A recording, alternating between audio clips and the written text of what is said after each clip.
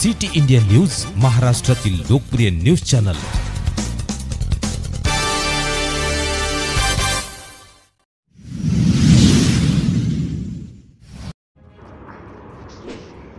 मोठ्या प्रमाणामध्ये होत आहे रेती उत्खनन, याला जबाबदार कोण?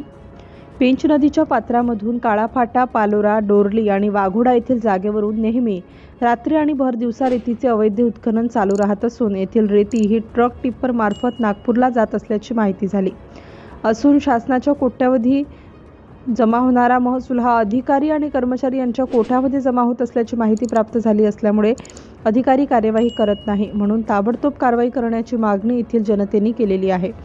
सिटी इंडिया न्यूजसाठी प्रतिनिधी सतीश साकोरे, पारशिवनी तालुका प्रतिनिधी तसेच पारशिवनी शहर प्रतिनिधी प्रशांत सावरकर।